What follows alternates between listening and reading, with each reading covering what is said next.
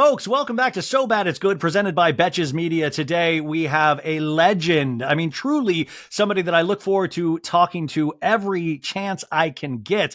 When I bumped into her at BravoCon, it was like parting a sea of people that kept coming up to her going, "Are you the one and the only Emily D. Baker?" And she would say yes. And then she'd be like, "And this is Ryan. This is Ryan from So Bad It's Good." And they're like, yeah. Oh, hey, Emily. But regardless, Emily D. Baker is the internet's go-to legal analyst. Now, she has close to 750,000 subscribers on YouTube, but what you might not know is she also has an amazingly successful podcast called The Emily Show, if you're just looking for the audio version of her insanely precise and brilliant opinions. So without further ado, we're going to talk Bravo. Don't worry, because she actually is one of the bigger Bravo heads I know, and I don't think she gets enough of an opportunity to do that, but we'll dip into some legalese as well. So ladies and gentlemen, the one, the only Emily D. Baker. Emily. Oh, Brian, you're so kind. It's so good to see you, and I don't get enough opportunities to talk Bravo. When the Scandival went down and there was a restraining order, my audience is like, "Why are we talking about a restraining order?" I'm like, because it's legal. It's a tie-in. I get to talk about Vanderpump Rules. It has now reached my territory where I can talk about one of my true loves. You mentioned Vanderpump Rules because we have the new season premiering this week, the season 11, and you were just at the Vanderpump Rules premiere party in Los Angeles. I was supposed to go to that, and I thought I had COVID. I got so scared, and my dad had been in town, and I was like, "Oh my God, I gave my dad COVID. I was so freaked out." And luckily it was just normal, my body breaking down. But you actually went to this premiere party. What was it like? I did. It was really fun. I was texting you from the car because it took me an hour and a half to go 8 miles. And I was worried that my hair had completely undone itself. Like, these are the stressors of trying to get anywhere in Los Angeles. Yeah. And I grew up in LA. I lived in LA for over 40 years. And then when I moved, magically, it erased from my brain exactly how long things can take to get, especially towards Hollywood. So getting there was an adventure. But once we got there, it was a really lovely room. The room was set up almost like the BravoCon seating areas, where they had really comfortable couches and chairs and tables for each of the cast members in a roped off area and for their family and friends. So there were really couches and chairs and tables for all the cast around the stage where the giant screen was to see the premiere. And then those who had bought tickets had access to a bar and lovely seating areas as well, just to the side of where the cast, friends, and family were seated. And the room was not packed by any means. It was really easy to mingle. That. It was not full at all. I mean, I thought they were going to pack that thing to the gills. So I was imagining, because I've seen so many concerts at the Palladium when you're just packed in there like canned tuna. So I thought that's what it was going to be like. So when I saw the pictures of these lovely couches and it looked like there was so much breathing room, and I was like, wow, this is like they did this as a really classy event. What were your interactions with the Vanderpump Rules cast? Because I have to imagine at this point, a lot of the cast probably know you.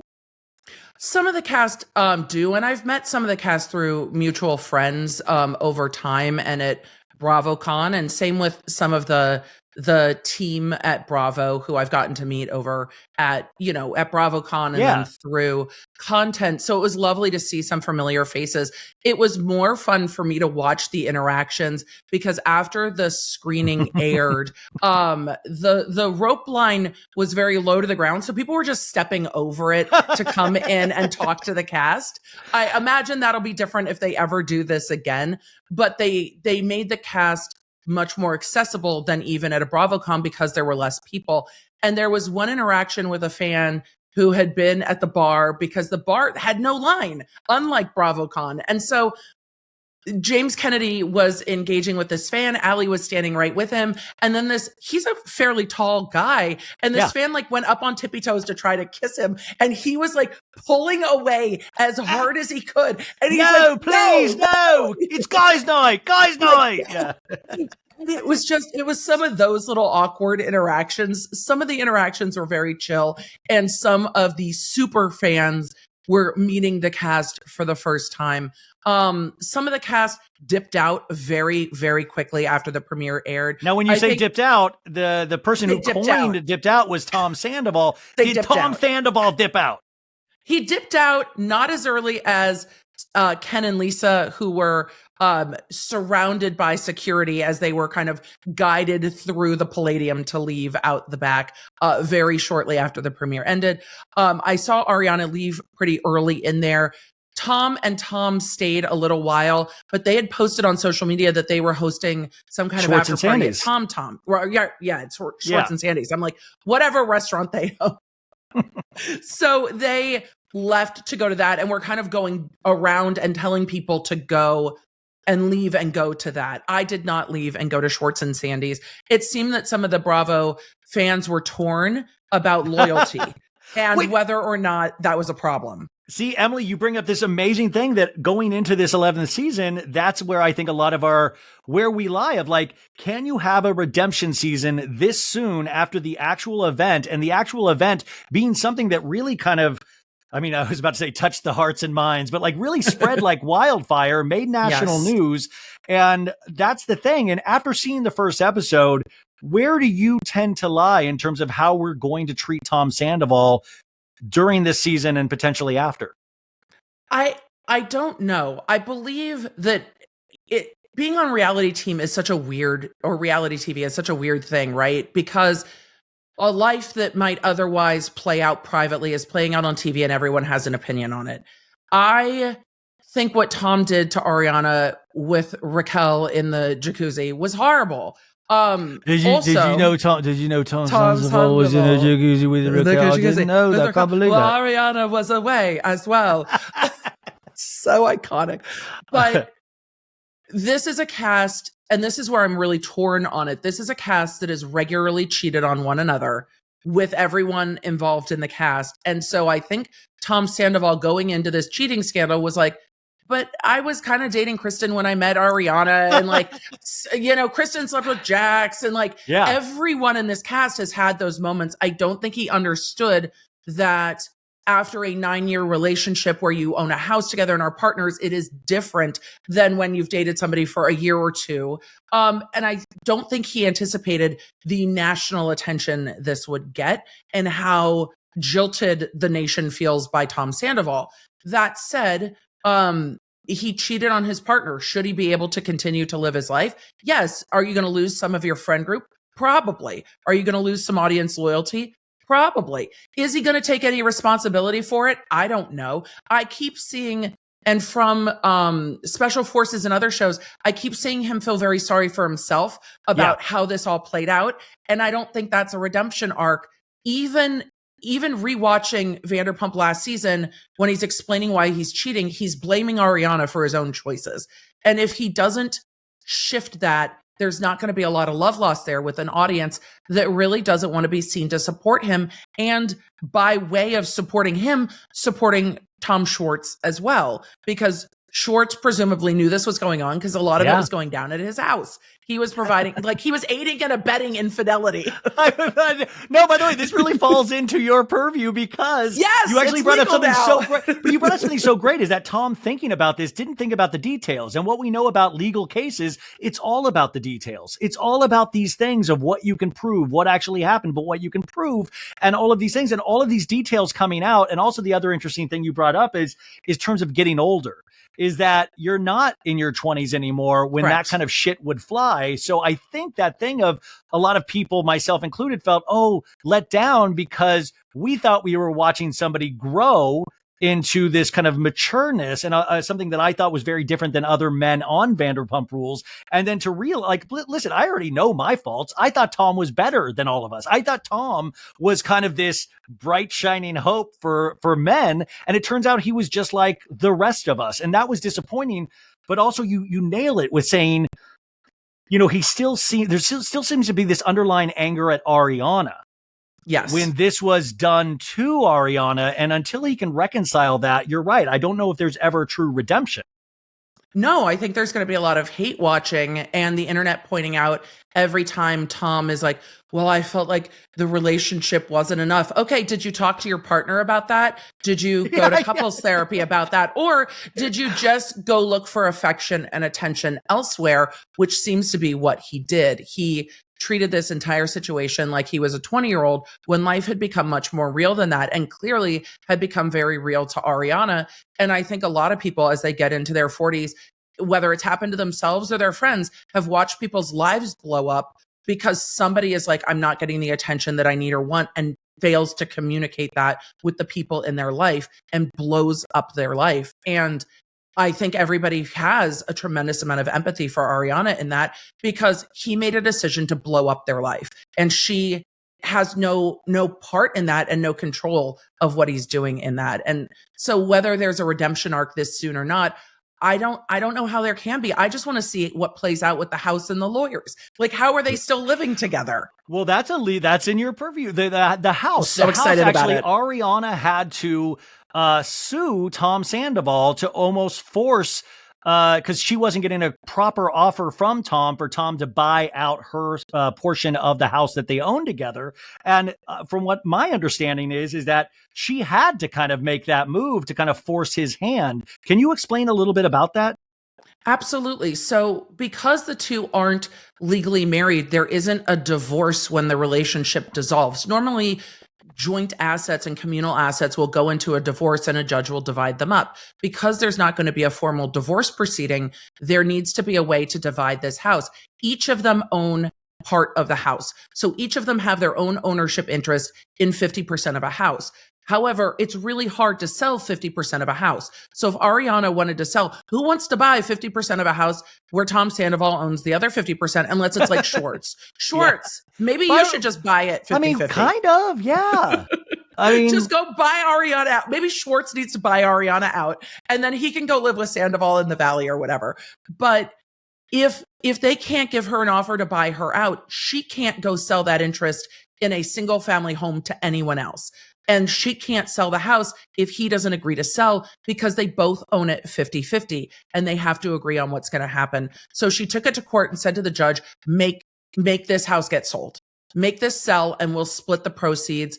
Probably not 50-50 based on the show and conversations on the show. It seems that Tom took a bit of equity out of the house to open the book, fund Schwartz and Sandy's, right? So it could be the situation where he can't actually offer Ariana a fair market price to buy her out of the house. So if the house sells, she'll walk away with her 50% and he'll walk away with nothing, because the debt will have to get paid for any mortgage that he took out on his share of the equity. But because they own it 50-50, he should not have been able to tap into her share of the equity in the house, which might be his concern truly, is that she'll walk away with a sum of money to go buy another property or rent, and he'll walk away with nothing and not be able.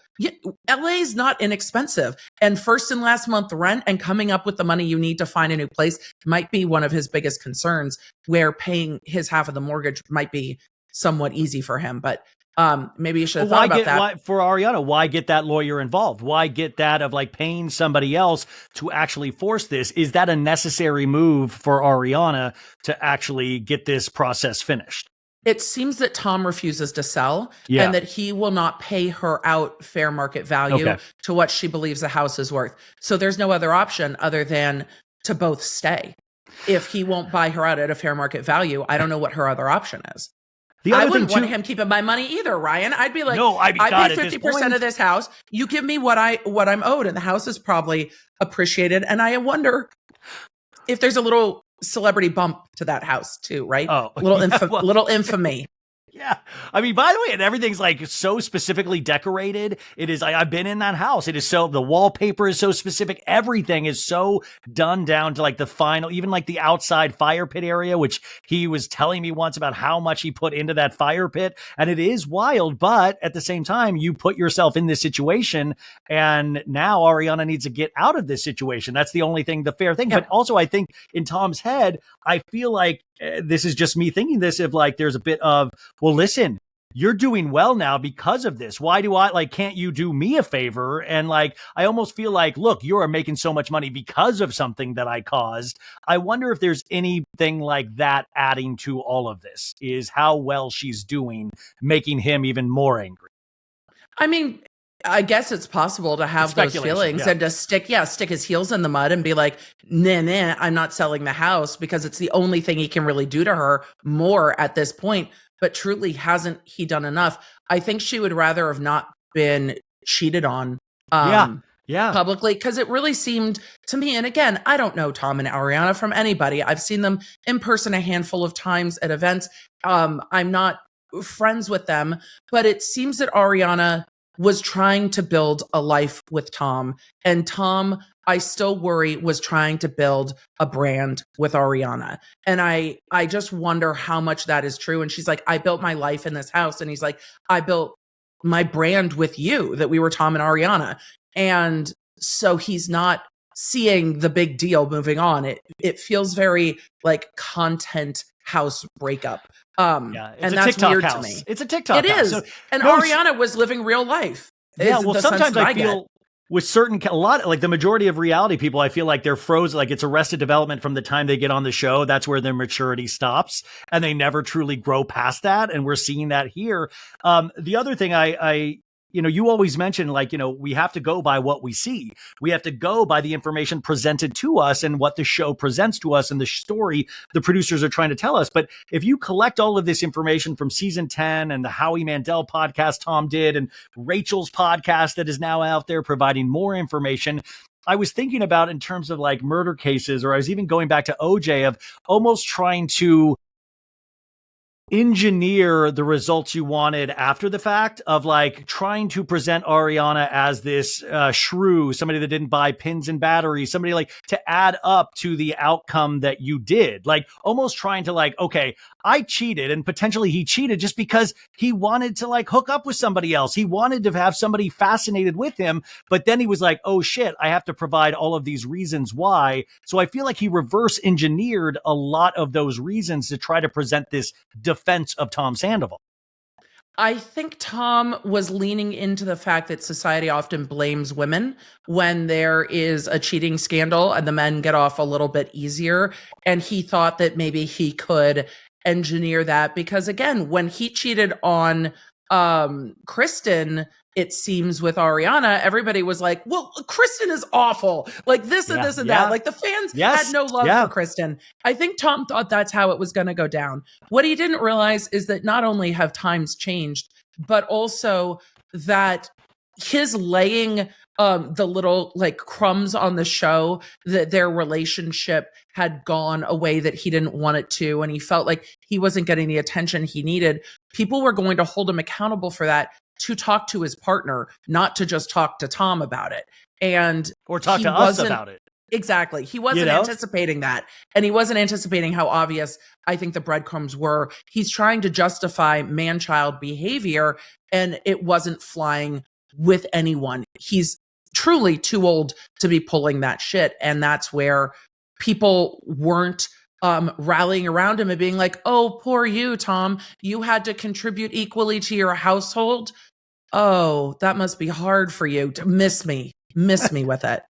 Well, and also, I mean, he's given no real time for kind of self-reflection or even catching up to what he's done, because he immediately went out on tour. He did Special Forces. They started filming this show, which Vanderpump Rules. He was doing Special Forces when they started kind of filming this show, and he's just kept out there in the press. Like, he has kept his foot on the gas instead of actually braking. And like, this is not a Rachel fan podcast by any means, but I do find it interesting that she had to go ship herself off for 3 months and actually look at her behavior in hopes to stop that sort of behavior. And I'm not giving her any kind of kudos or awards, but it's very different path than Tom Sandoval went. Absolutely. And I wonder how much Tom is like, all attention's good attention, strike while the iron's hot, do what we can do.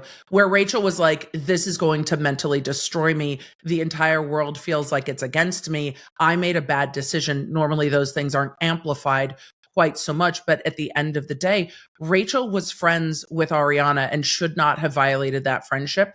Tom was in the partnership with Ariana, and I think should be held more responsible for that, because he is the one that was in a partnership. Should you do that to your friends? No. But Tom was building a life with Ariana. Rachel wasn't.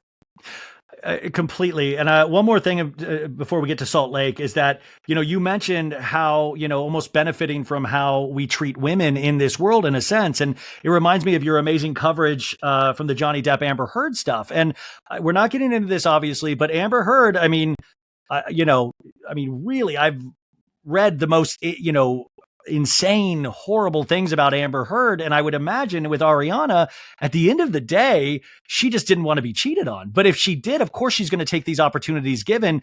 Do you have any kind of suspicions of how and if we're going to turn on Ariana this season? Because even Ariana said in a comment, like, we'll see how it goes. I'm preparing for people to be against me at some point, because I almost think women expect that from the outside world. I hope not, because I don't think Ariana's done anything other than say, this is a terrible situation, but there's all this attention and people are going to be profiting on it, and I'm going to rebuild my life. And I think Ariana's rebuilding her life in a way where she might be able to be out of the spotlight at some point in the future. Yeah. I mean, the Duracell is going to do an ad poking at the cultural moment of Vanderpump Rules. Why wouldn't she say yes to being in it? If you're getting like Uber Eats doing a ad, or DoorDash doing an ad where it's, good as gold or whatever, poking at this cultural moment, why wouldn't you benefit from that? Because everyone is going to take a moment to benefit from it. And I think she absolutely should have. Yeah. And I hope that people don't turn on her for that, because I think it would be tremendously unfair for that to happen. That's not to say people aren't tremendously unfair on the internet. And we can see that in other cases, but most of the time there's action on the part of the person that gets turned on, where when it comes to Ariana, the only action was trying to pick up the pieces of Tom Sandoval and Rachel's decisions. And again, not that I'm saying Rachel's free from blame in all of this earlier, but I think that she's been held almost, her feet have been held to the fire almost more than Tom. And I do think that that's unfair. I think Tom needs to be held more responsible and equally responsible as Rachel. Yeah, I need Tom to write a book, If I Did It, like OJ. If I Did It. Oh, gosh. I mean, I think he thought that he could still get away with 20-year-old fuckboy behavior. Apologies if we don't curse on this show. No, please, we do. That's great. But that's what he was doing. And I think they all thought it would be cute and it would be fine. And people would be like, oh yeah, Tom, poor you, Ariana, your partner is struggling and she's had a lot of really hard grief moments in her personal life. And so she wasn't paying 100% attention to you. And instead of showing up and being there for her, he thought everyone was going to pat him on the back and be like, oh, we understand, Tom. No. That's not what happened at all. But interesting, for a certain segment of the audience, he'll still be able to hook up with, I'm sure girls were even so excited to see him that night at the Palladium, because at the end of the day, he still is a TV or a reality TV star. And that does hold a weird cachet with people still. I wonder what that's like when he's out without the other cast there, because there were definitely dividing lines. And you could see that even with the fans, people weren't as ready to interact with him as they were with like James and Lala and Katie and the rest of the cast. The Toms were a little bit on an island, it seems. And then Ken and Lisa are always kind of on an island just because they're Ken and Lisa. I know. But the Toms are a little bit on an island with the groups that they were there with. And I think we're going to see that play out this season too, because the cast is going to have to figure out how to be friends with them. And if you rebuild a friendship with either of the Toms, are you then on the outs with Ariana, Katie, Lala, and the rest of the cast, or not? How do they build? Ariana said that, when it first happened, Ariana said even to Tom Schwartz on that last episode, listen, if you're I can't be friends with you. And that's a very clear boundary. And we're supposed to set boundaries for yourself. You can't blame Ariana for that. Lala set that boundary with Schwartz last season in regards to playing pickleball with Randall. And then she went back on it. But it'll be interesting to see where everybody, and in the first episode, you start to see those cracks kind of to form. So it'll be interesting. Now, Real Housewives of Salt Lake City coming off an insanely good season that is just mind-blowing. What did you think of last night's reunion, and I guess the 3-part reunion? Because for me, it just didn't, you're never going to get past how good that finale was. And we're never going to get all the answers that we need, that we feel like we need. So how did you feel? And then we'll throw into the Monica of it all not coming back. I felt like every court reporter that has ever yelled at me for talking too fast or talking over someone. In my brain, I was sitting there the entire end of the finale going, stop over talking each other. And I am an interrupter and I get it. But in a finale with Andy sitting there looking like, what am I going to do with these women? And they are just screaming over each other. it's going to take me another couple watches to hear everything that they said to each other because they were just screaming at one another across the couches. And that was difficult to listen to. I don't think we got a lot of answers. I'm still not 100% in on Heather Gay's story about the black eye. And Well, what story? She didn't give us a story. Which one? Yeah. I mean, like, but I'm saying, like, we still don't know. Like, how do you wake up and assume you got it from Jen Shaw? Why would you assume that? Correct. Like, I still don't know details. Even with the, audio that they showed us, she remembered that. She was like, okay, this is what I'm saying. This is what she's saying. But why did you wake up thinking it must be Jen Shaw? Because when I'm blackout or I've been like, I've fallen. I mean, I've had a falling incident where I didn't wake up thinking it was somebody that pushed me down. I realized, like, oh my God. Like, why would you immediately think it was Jen Shaw? Like, what is the story there? And what we didn't get any story. I felt so misled because when we saw the previews of Heather and her hands going, well, I thought we were going to get a timeline, receipts, screenshots, yes, proof. I thought there was going to be some evidence, and it was the two of them talking and Heather going, she said this to me. Really? That's it? That's the description? It was like, oh, we were drinking and things happened. That's not a description of anything. So it was very strange. And watching Heather this season has reminded me, you've seen the movie Wild Things a million years ago. Yeah. Neve Campbell, Denise Richards. Bill Murray, yeah. Yes, such a great movie. But Heather Gay, I'm waiting for her to get on the sailboat and like off into the sunset, like she's orchestrated the whole thing, and now she's the top bitch of Salt Lake City. Like, what is even happening here? I was reading this fantastic article by Kate Arthur and then a video for Variety did with Heather Gay. And I do want to remind people, and I try to remind the audiences, I used to really just ride hard for Heather Gay, but I will say Heather comes from a place of, you want to talk about fans? You want to talk about fans of Housewives? She was one of the biggest fans of Housewives out there before she got onto Salt Lake City. So you have to remember that. I remember interviewing her on my show, and one of her favorite housewives, she said, was Lisa Rinna. If that kind of puts anything like, so Lisa Rinna was also a very calculated housewife at times. She played it until the last season decently well. And I think Heather is very aware of all of this. And that's the thing, is that you have to really, you either buy her story hook, line, and sinker, or you have to realize she knows that what's at play right now. And I believe there's a little bit of a performance here. And I don't want to say that in a bad way, because she has every right to do what she's doing, but it smacks of a little bit of dishonesty when she's lied for the last 3 years. The verbiage she used last night was saying, woke up, I said to Jen, even before Jen asked her, that I would cover for her. And that blew me away, because she's like, I've been covering for her for 3 years. And that really opened up everything for me even more of like, first off, why? We've never gotten the real why of covering for somebody for 3 years. How much did Heather Gay know? When did she know it? It just made so many more questions instead of answering any answers. And Heather ages ago had taken down that podcast episode where she was questioning Jen Shaw about her business. Like, once stuff started coming to light about Jen Shaw's business, Heather took that podcast episode down with a swiftness. Like, there are questions still lingering for me when she talks about how afraid of Jen Shaw she is, that we just don't know. And so it left a lot of questions. And the Variety interview, when did they record that? Like, they didn't do it yesterday. I know for a fact was this that in the they can? didn't. I know for a fact they didn't. And by the way, and I think you would, I had said I'd heard that Monica was not coming back. I had a good source, and I think a lot of us had heard similar things. Yes. And, we finally got but what was so interesting was the fan reaction. And then towards the end of the day, you had this, well, you never know. Like, a producer goes, you never know. Like, maybe she will come back. It was like almost like they were like kind of not reversing course, but they were like, well, they just need a cool down period with Monica. Do you think it's a mistake for Monica to not come back episode 1, season 5? I think it is absolutely a mistake, but I don't know how production makes those decisions in the moment, depending on what the cast is saying. And I think that's a difficult thing to navigate. Do you recast the entire show and have it just be Monica and nobody else? Because I don't think that will work. Or do you go half a season and then go to the cast and be like, hey guys, so we're putting together this season. Ratings are going to be trash.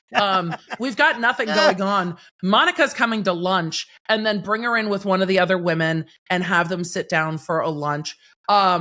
Whether that's Mary coming back and Mary, I loved the Mary Monica relationship that was building this season. I wanted to see more of that. Well, I'm curious if Mary's done now too, because I feel like if they brought Mary back, that's as somebody to hang out with Monica.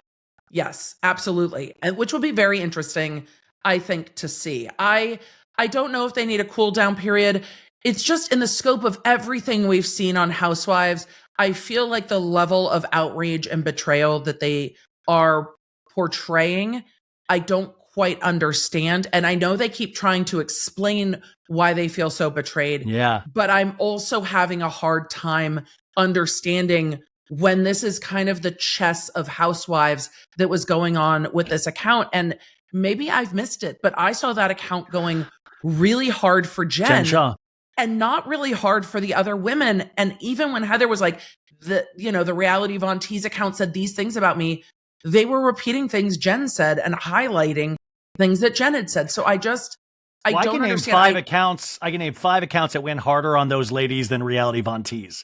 I can name 5. Like I can literally name 5 that they should be more scared of at that time than reality Von Tease. And I don't want to I'm not saying that Monica is obviously there's a lot of really interesting, potentially weird behavior, but also I think the show did a really decent job about showing the context of why she is the way she is a little bit. But driving past the house that's wild. It comes off potentially stalkerish, but I will tell you, being in the Bravo sells bus tours. LA sells bus tours to drive through celebrity houses. Go on a Facebook group on Bravo. They literally drive past Jax's house on a daily basis. Are you kidding me? That's just what, but also all of those people started off as a fan at some point. You've got to get away. At this point, you're going to be hard pressed in the year 2024 for any lady to not know what Housewives is. And yes, of course, dream casting is for rich ladies that do not need television and that just happen to be real on TV. That is like lightning in a bottle, I feel, at this point, because it is so popular. And yes, people try to get on this show like they try to get on SNL. The audition process, Jennifer Aiden, you can go back to anybody trying to get on this show. We've got to start living in reality if we're supposed to be a reality show. And I just think that the dream casting days of a Kathy Hilton, of somebody who is uber wealthy, entertaining, and doesn't need the show. Yeah. Most people who live that life are not going to open themselves up to the downsides of being on reality TV because it's just not worth it. We saw Whitney Rose's husband lose his job because of the TV show. We've seen the downsides of social media because of the TV show. And there has to be someone in that in between that will benefit from the show. Because if you're really not benefiting from the show, I don't know why you would open yourself up for it. And I think when Real Housewives started, it was a completely different dynamic. When you started opening up the gates of Kodo to see what these women's lives were like, and seeing some of them pick up from divorces and some of them living uber wealthy in this gated community. And then you pulled into New Jersey with this friend group, and some of them are related, and these two are sisters, and they married brothers, and wow, that's weird. And there's flipping tables and New Jersey dramatics. But the world has changed, and reality TV has changed, and the show's evolving with it. So to think you're going to get someone who's not strategizing to get on the show, most new castmates have strategized to get in the show. Not quite in this way, but I think what Monica was trying to point out is that all of these women were in the DMs of the Reality Von Tease account, feeding information about other women on the show as well, and saying things about what was being posted. So she was trying to say, you're being hypocritical. It's a back and forth. You're happy for us to share the information, so you're one step removed from the information, but you're still playing the same chess game that I'm playing. And I think Monica, when they're like, you're this, she's like, yeah, I'm part of it. Well, after watching Watch What Happens Live last night with Heather too, I got the sense, man, she's still protecting Jen Shaw. She was able to vanquish Monica, who actually, by the way, I don't believe she's like, Peter Pan or, Robin Hood, I don't believe there was like altruistic notions, but I believe she was a horrible boss and she was a horrible person. And we've seen this time and time again. And her employees wanted to take her down. The thing that if they can prove, this was my big question, if they can prove that Monica was the person putting those financial documents about Angie Katsunavis, then I think we're in a different territory, because then it's like, oh, you actively are on the show trying to take a cast member down that is not Jen Shaw. That to me, and by the way, there's a good chance that Monica did do that, but I'm so confused even with the Meredith Monica of it all. And at this point, if Monica's a quote unquote proven liar, there's always going to be suspicion with Monica. So sometimes I understand why she cannot continue right now. But at the same time, I feel like we've seen worse. I feel like all those housewives have finstas. And I think Heather Gay is turned out to be the stronger storyteller. Just like we were talking about with Sandoval not being able to communicate a story. Heather Gay told a brilliant story on the finale. I mean, brilliant, putting it together at the last minute, supposedly. And I think she did a decent job at the reunion of putting things away from the black eye, or using it as the fulcrum to say, this show is about sisterhood. This show is about friendship. And you have to really, I understand it, but the show, let's stop pretending those core four love each other so dearly. It's interesting because I don't know how much we see of them on each other's socials when the show's not filming in Salt Lake. It's just not, and I don't think any of us necessarily expect it. We're like, these are women that live in the same area, navigating or trying to navigate friendships, but it's friendships through the lens of reality TV. That's not a authentic situation at all. And Bravo, the fourth wall is gone with Bravo, and it has been with social media, because half of the storylines are now, you said this on this podcast, you retweeted that on Twitter, you liked this shady tweet. Yep. Half of the show is over stuff that happens off of the show on social media, which is why I love shows like yours, because it keeps me in the loop on what all those things are that are going off on social media that are going to become next season's plot line. Yeah. But yes, Heather served this up on a silver platter. I don't think she found out about it at the last moment while they're on this trip. I don't believe that for a single second. It's too coincidental to be a coincidence, and it's not. But the timing was brilliant, and it was housewife chess. And I don't think Heather wanted Monica on the show anymore. I don't know if the other women felt as strongly about it, but Monica came on the show. Lisa seemed to be very strong. Yes. And by the way, Heather had obviously presented. I forgot anything Lisa had said this season. Well, Lisa, by the way, Heather obviously had built her case because Lisa knew about every audio that Heather was going to play.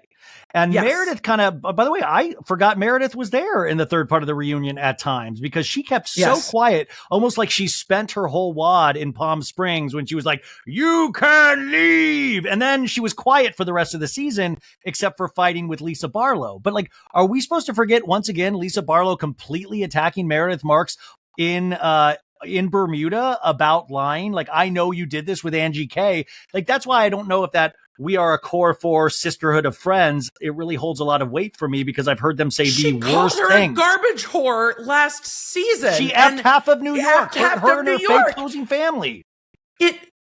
Come on. I mean, and Heather being mad that Monica lied after she's like, oh, and by the way, I've lied to all of you for seasons.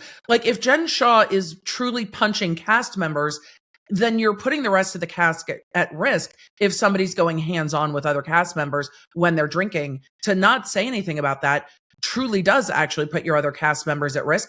But instead, she doesn't say anything, and what throws production under the bus? Come on. I just can't. I can't with any of it. I understand that they are hurt, but I don't think that's something that can't be talked through. And maybe Monica just didn't talk it through with them well enough, saying, I felt like I was the outsider and I wanted to be part of this world and bring the Gossip Girl storyline back full circle. Well, that's what I thought too, is that I thought she had a really great opportunity to present a case that she didn't present. And I think almost, and I know this is part of her style, but coming in with every line of you bitch, shut up. I think that kind of knocks her out at the knees immediately. And so she wasn't really able to present a case, nor did she apologize. So from a legal analyst mind, if this were a case, how would you rate Monica's performance about trying to cut through all of that noise?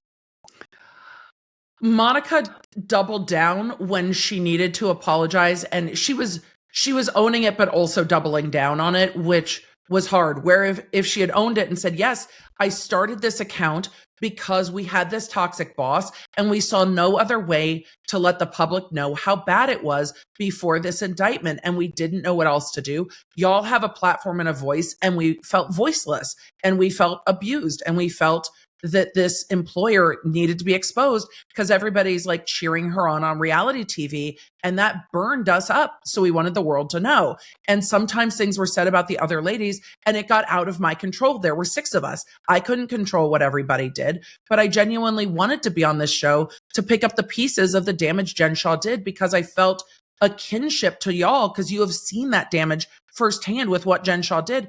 And I don't know anyone else that's experienced that the way I've experienced it. And I thought that there would be some friendship here for all of us that have gone through like the Jen Shah cyclone. And I don't know who else to turn to.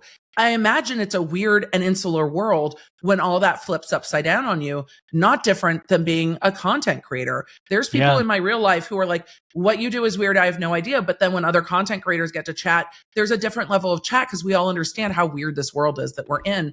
And I think Monica was looking for that and did not articulate that well.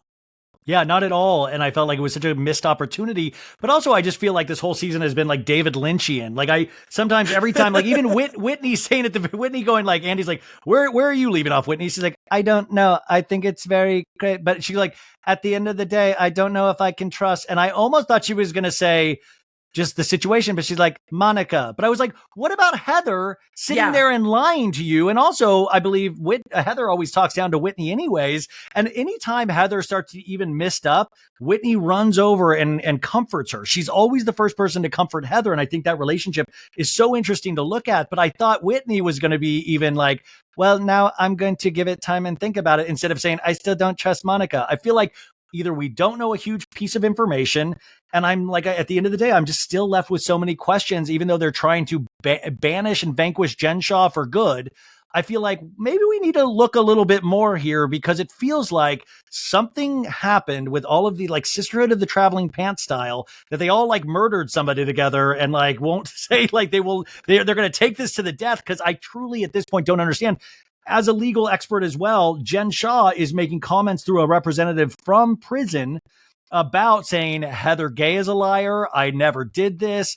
And I do wonder, just in terms of like prison behavior, it can't help if you're like up for parole at some point, if she's still engaging in housewife behavior from behind bars.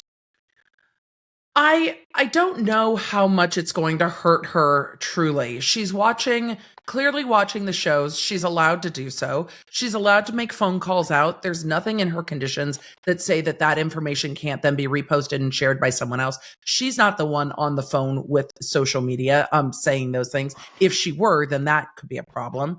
But we're seeing this with other reality stars too. Todd Chrisley has been quite chatty from behind bars as well. So I don't know if this behavior shows that she's not learning from the things that she has done.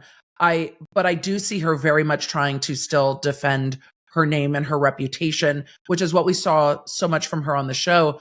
But the Jen Shah effect on Salt Lake City is not going anywhere soon. And we saw this at that first BravoCon in New York when Jen Shah showed up and crashed the party at the Gansevoort. Yeah, and there's people like drawn to her, and there's people on the cast that don't want to be drawn to her. And she's incredibly charismatic, which so many defendants who engage in fraud are very charismatic. And the show can't stop talking about her. It's like the friend group that can't stop talking about that one guy in high school every time they get together. Like every time they get together, they have to talk about Jen Shah. And next season, they're going to talk about Jen Shah in absentia and Monica in absentia. That's all they're going to talk about, is these women that aren't there. So they're still going to have a huge presence on the show.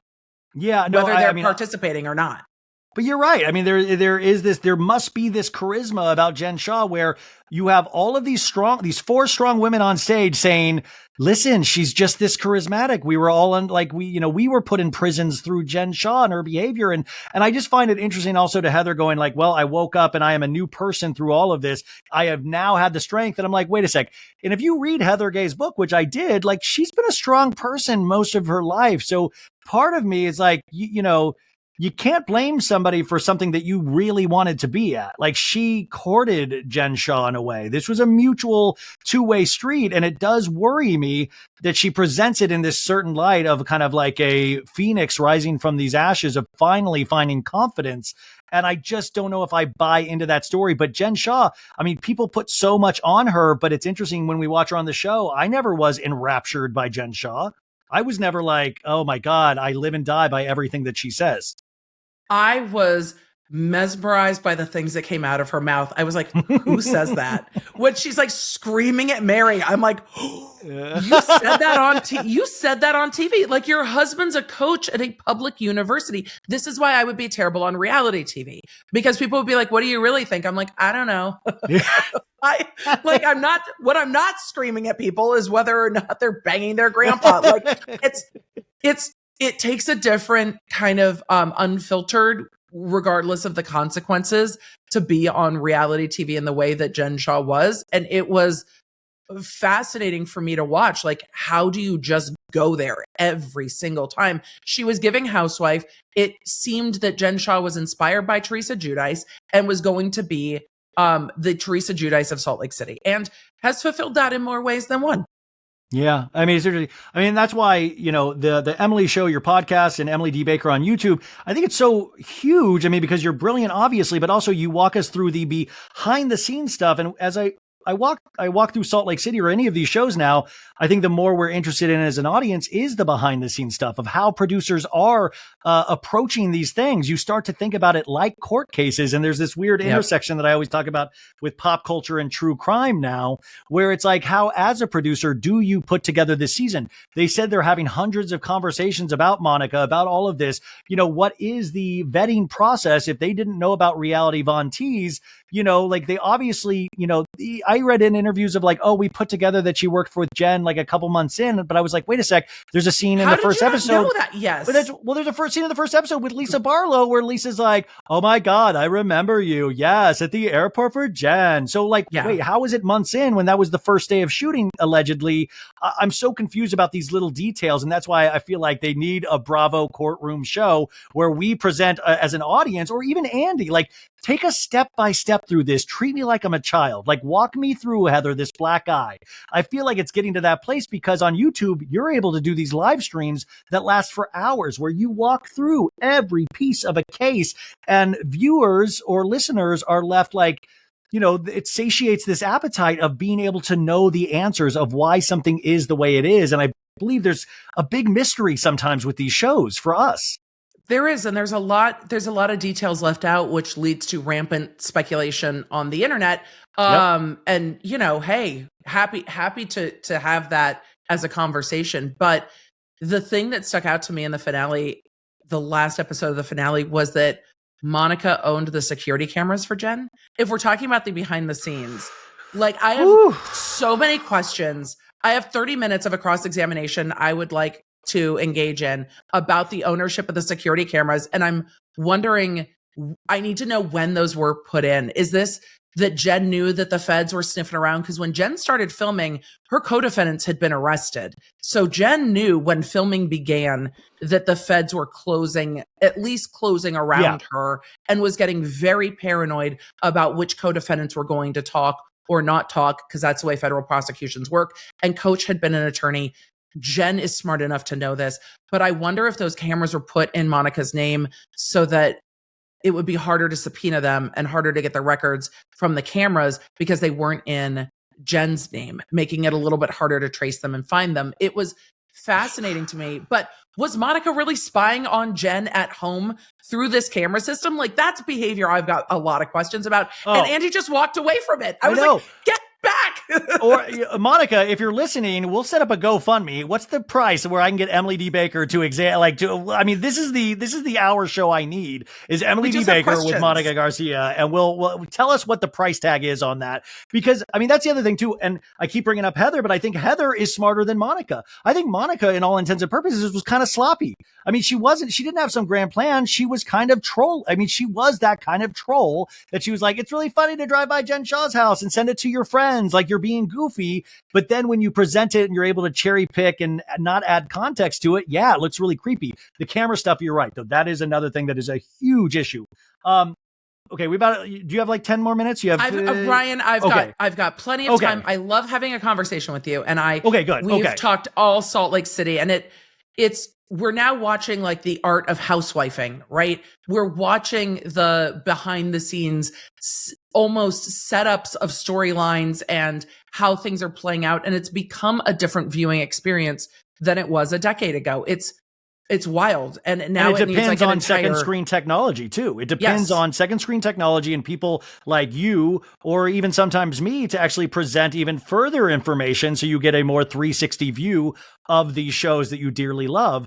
And I mean, but I don't know. I sometimes feel like the violin for Heather of like playing the sad song of, Andy, you said, the online was going to be the worst. And I'm like, yes, there is truth to that. But also Heather uses that to her advantage as well, and is able to paint a case of being sympathetic towards her when her behavior was pretty abhorrent as well, to actually bring in production and say they possibly could have done this. I mean, that can't actually... I mean, I would go to say that Heather is just as charming as Jen Shah, just in a different way, because she knows when to control it, she knows when to turn it down, and she knows when to turn it up. I wonder how many internal investigations went on with the network because of what Heather said. We know there was one. There was one, and that was wild. So you actually had that costs money. That can't be good, but at the end of the day, she did the receipt, screenshot, timeline proof. It got viral. So, you're making money. Viral, and everybody's like, oh, it's iconic. And so, and it is an iconic TV moment. And I think everybody's looking for those moments now when they record.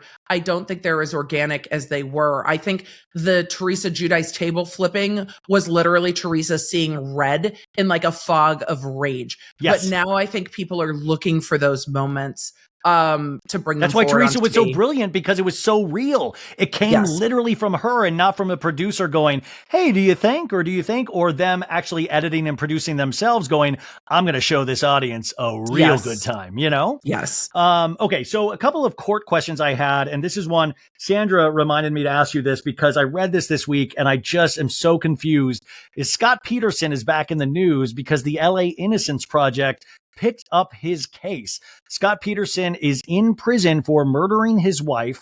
And I always assumed if an Innocence Project takes a case up, that, man, there must be really good evidence that this man is innocent. Is innocent. Where, can you fill us in on any information about the Scott Peterson Innocent Project case? Is it terrible that I wish I had more information? With Scott Peterson's case, there have been questions since the prosecution about the evidence, about what happened with the evidence. His family has maintained his innocence and that there were things in the prosecution that were not ideal. His defense attorneys have maintained that as well. I don't know what the Innocence Project found that triggered them to look into this more, but there's been appeals on this case since he was convicted. This was not an easy prosecution by any means. It is a entirely circumstantial case, and that always opens the door for concerns when you have an entirely circumstantial case. Did police jump to the wrong conclusion? Did they rush to judgment thinking, well, it had to be him? Did they ignore that there was someone else in the neighborhood that had an issue and that there had been other crimes going on? So it will be interesting to see what they come up with when they take it up and probably file an amicus to the appellate court. But I have not had a chance to deep dive it just yet. But this has been rumbling in the background for at least the last year. There's been a lot more activity in that case. So I think we will see more conversation around where they're seeing holes in this prosecution and potentially things that you have to have something that was done wrong, not just, oh, well, the jury got it wrong. There has to be something that's procedurally flawed at this point. Prosecution hid evidence. Things weren't presented to the jury that could have been, things weren't turned over to the defense, those sorts of things that could overturn a conviction at this late point. And I know you've been talking about Ruby Frank on your stream and your podcast and all of this stuff. And this is really fascinating because it's a mommy blogger, a mommy, really, had a huge audience. And she pretty much, she pled guilty. She pled guilty to, was it child endangerment and a lot of other charges. But then there's another person involved that is going to, I don't know if she's going to trial or not, but Ruby pleading guilty. She's going to serve time, a great amount of time, correct? Both Ruby Franke and Jody Hildebrandt pled guilty to 4 counts of child abuse, essentially. It's a longer title in Utah, but it is 4 counts of both physical and psychological child abuse. The case is very, very sad. The underlying facts are absolutely awful. The sentencing will come up at the end of February. They will both be going to prison for some amount of time. There's going to be arguments over restitution. There's still a lot of questions about where the father, Kevin Franke, was during this time, because Ruby and the kids had moved to a different part of Utah and were living with Jody Hildebrandt and had told Kevin Franke to not have contact with the kids, and he didn't. It's a very odd case for a family that had been so public on YouTube. But the public had been raising questions about the parenting methods of this family for a number of years. There had been petitions. People had called in Child Protective Services. Other adult children of the family had called Child Protective Services. So it really is a sad case where people were raising the red flag before police got involved. And the only reason police were involved this time is because one of the victim young children escaped and ran to a neighbor for help. And it's a heart-wrenching case. I'm glad they both pled guilty to spare the children from testifying at a trial about it.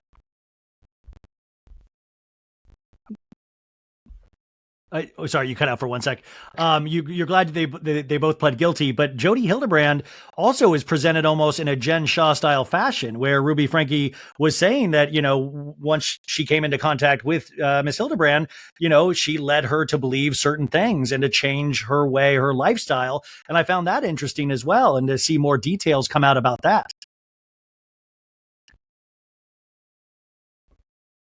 Oh no, our connection froze a little. Okay. Yeah, all good. I was just saying about Jody Hildebrandt kind of being a Jen Shah style character. Both Ruby Franke and her husband, Kevin Franke, had said that Jody Hildebrandt's the one who made them do all of this. It's a difficult argument for me to understand that someone made you abuse your own children in the way this abuse played out, but they are both trying to blame Jody as being really the kingpin and telling them that this was the way they had to parent their children. What's so shocking and sad about that is that Jody Hildebrandt ran a parenting course and counseling where she was telling other people that these methods were what was effective and appropriate, and really preying on people who were looking for help.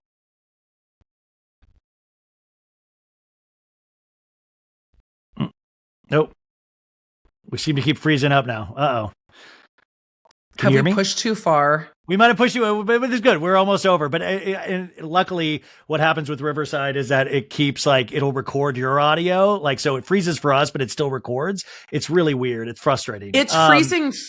You're freezing for me. I look perfectly fine. So it's too funny.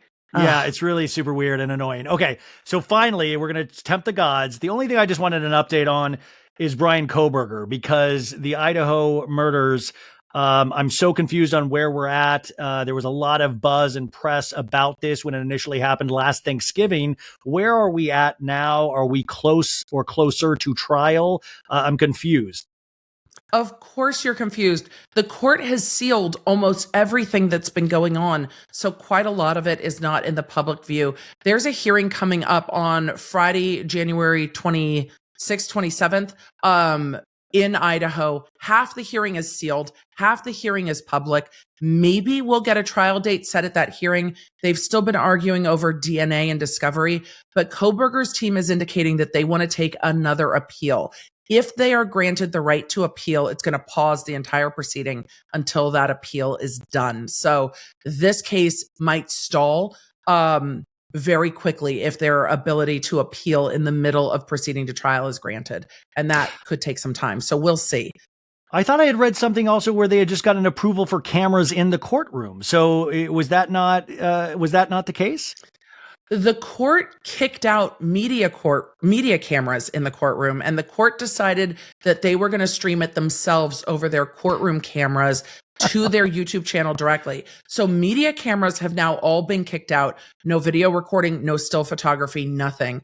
Courts in Idaho are doing this, and I think we're going to see more courts do this, where the court has been fitted for Zoom court because of the pandemic, and they're just going to use those court cameras and feed them out on the internet. And that's it. They're taking full control. So cameras are now available in streaming. They're not media cameras or court TV cameras. They're the court's own cameras. Who does that help in the long run?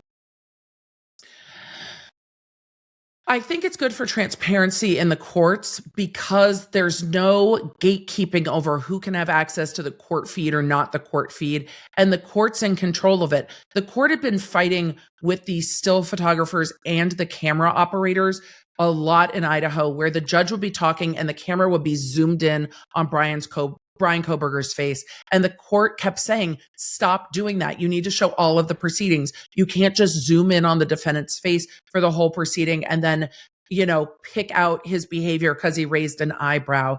We saw this in the Gwyneth Paltrow case operate very well. There were court orders that the pan had to be of the entire courtroom and you could only focus on who was speaking, and the media adhered to those rules.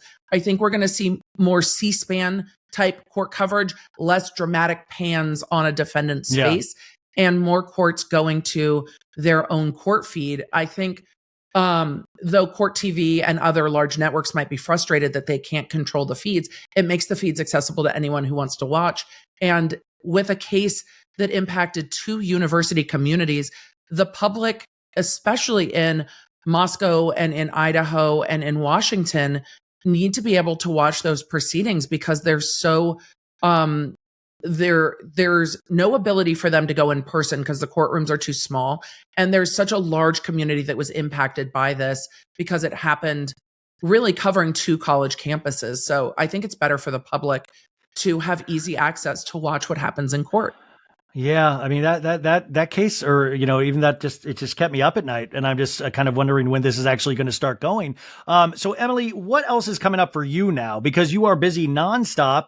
I imagine you have a lot of opportunities that you're probably sifting through. What's on the vision board for 2024? Do you go into a new year with kind of like, this is what I want to try, this is what I want to do, because you have this amazing audience right now? What is next for Emily D. Baker? What's next is more live court coverage on YouTube. I've been partnering with other independent media outlets to get court feeds, so we're not as beholden to when feeds are getting put out by which networks. I've been covering the Murdaugh case. There's a couple other very large, high-profile criminal cases that'll be going to trial that I'm interested to see how they play out. So there's a lot of court coverage to come. The Rust case, Alec Baldwin, of course, just got indicted again, but Hannah Gutierrez Reed is going to trial in February. We might see a Tom Girardi trial. Is Hannah the armorer? Yes. Yeah. Yes. So the armorer should be going to trial in February. We should be getting a Tom Girardi trial in May in federal court. Because they found him fit to stand trial. They found him fit. Wow. Yes, they did. They found him to be a liar is what they found him to be. For all of the internet that was like, he's faking. I'm like, we don't know. Let's see how it wills out. And then the court's like, he's malingering. I'm like, faking. So we should get a Girardi federal trial in May. We've got oral arguments on the Chrisley appeal coming to federal court in April. There is the Sarah Boone case still looming, the Sarah Reed case still looming, Corey Richins, the woman who's accused of fentanyling her husband in a Moscow Mule in Utah. Oh, yeah. That doesn't have a trial date, but I'm waiting for the next date on that. It's been moving along. So maybe she's going to be on Salt Lake City next season. I mean, from custody, she's not getting out of prison or jail anytime soon. Yeah. We've got Donna Adelson, which is this crazy case. Her son was just convicted and she's arrested in the airport trying to flee the country on a one-way ticket for a murder that happened of her son-in-law almost 10 years ago. It is a winding and wild case, but they've been prosecuting it like bit by bit by bit. So her going to trial is going to be very interesting to see, which may also happen this year. So lots of criminal cases, lots of female defendants right now. And then, of course, the Scientology Leah Remini case has a ton of litigation going on in LA. Wow. So more court cases. You're doing what you do best. But also, I mean, when's the book coming out? Because I feel like I was thinking about that. I was like, no, I'm honest, Emily, like I want to read a book of Emily D. Baker taking us through some of these iconic court cases, or even your coverage of these court cases. That's an automatic book in my head. Like in my head, that's done. Like, is that in your future potentially? I keep getting asked about it. So at some point I will have to sit down and put form to it. We recently launched the You could do bad YouTuber instead of bad Mormon. You could do bad. I am the worst YouTuber, Ryan. I love what I do. I feel like we've kind of broken the platform because I do it so differently than other YouTube creators. And I love being a YouTuber, but people will ask me like the ins and outs of my analytics and stuff. And I'm like, I don't know. I don't pay attention. Yeah. I go live. I talk to my people. We have a great time. But we recently launched an app, the Law Nerd app, to fix kind of the notification issues for when we're covering a trial, so people don't miss witnesses that are coming up that they want to hear, so we can help the law nerds be productive during, I mean, the Murdaugh case was 6 weeks. The Depp Heard case was 7 weeks. It's a long time to be invested in a case. And so we can notify people so they don't miss the parts they want to see. And that's been that's wild. Really fun. So that's been a huge project off our plate that we were really excited to launch right at the end of 2023. So what's coming this year? More court coverage. And maybe me in person in court. Britney Spears has a trial coming up on her accountings in May. Oh, yeah. Like I might just move to LA in May. I don't know. We're gonna remember about the traffic this time, Emily. Don't be late for these court cases. And I mean, it really is ridiculous. I'm going to stay down by court. It's ridiculous. I can't even. When I come to visit, depending on where I have events, my parents are like, "Are you staying down by us?" I'm like, if I have to be in downtown LA every day, no. The answer is no. I'll stay in downtown. What an amazing life. And my favorite thing about Emily D. Baker, you probably already know this, but if you don't follow her, huge fan of Dave Matthews Band. That is one of my favorite things about Emily D. Baker. I love when I see you're like going to a concert or going to a run of concerts. That makes my heart feel good. I'm like, yeah. Like I love those things where you're like, I can connect with somebody on that. I love that you love Dave Matthews Band.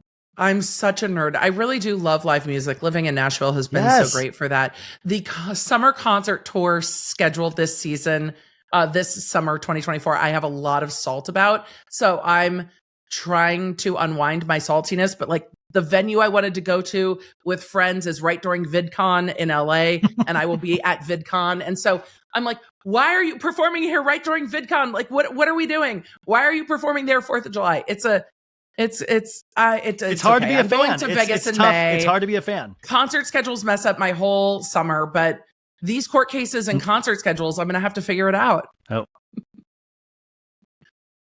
we just had one more freeze. I marked it.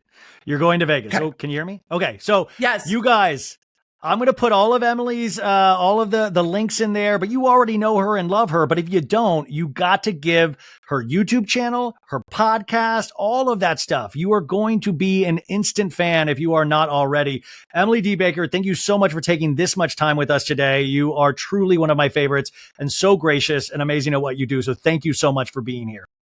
Thank you for having me, Ryan. It's so great. I mean, when I went to law school, I never imagined that this would get to be my life. And I'm so thankful that it is, because I get to have conversations about the stuff that I love with you, like pop culture. We got to do a full deep dive analysis of Salt Lake, and I'm living for it. So thank you for having me. Anytime you have an itch, it's come. Yes. Thank you, Emily.